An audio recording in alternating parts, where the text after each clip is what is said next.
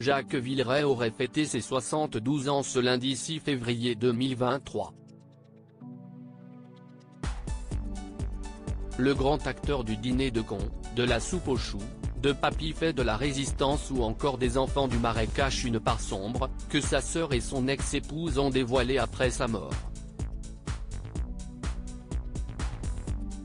Avec ses bouclettes et son sourire triste, Jacques Villeray est un acteur emblématique de sa génération. On le connaît pour ses rôles mythiques dans autant de films mémorables comme La soupe aux choux, Le dîner de cons, ou encore Papy fait de la résistance.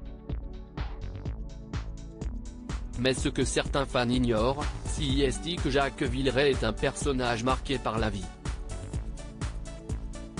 Encore enfant, il était persuadé que Raymond Villeray était son papa. Mais à ses 7 ans, ses parents lui expliquent que Raymond n'est pas son père biologique et qu'il s'agit bien de Ahmed Bouffoura, qui a d'ailleurs une autre fille, prénommée Ghislaine et qui est donc sa demi-sœur.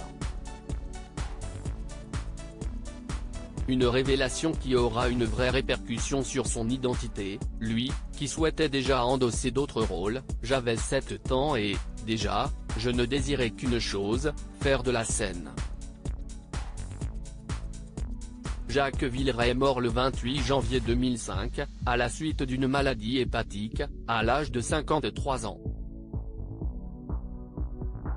Un homme rongé par son passé et l'alcool. Quelques mois après son décès, son ex-femme Irina Tarasov publie un livre Un jour tout ira bien, dans lequel elle revient sur sa relation avec le célèbre acteur. En 2005, sur le plateau de Thierry Ardisson, elle et sa sœur Ghislaine ont souhaité rétablir la vérité sur Jacques Villeray. Dans les années 70, malgré son immense succès, l'acteur sombre peu à peu dans la dépression et l'alcoolisme. Son ex-femme déclarera en 2005 au magazine Gala, « L'alcool est un instrument pour lui. Passé un nombre de verres, il retrouve la colère qui l'encombre depuis l'enfance, se prenant pour le maître du monde, menaçant, agressif et parfois dangereux. » Elle révèle également que l'acteur pouvait être très violent sous alcool, lui qui avait réellement 2 personnalités. Quelques semaines plus tard, la sœur du disparu, Ghislaine, confirmera également ces dires.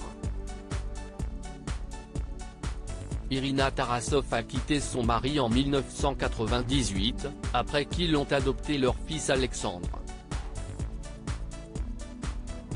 Une histoire bien sombre.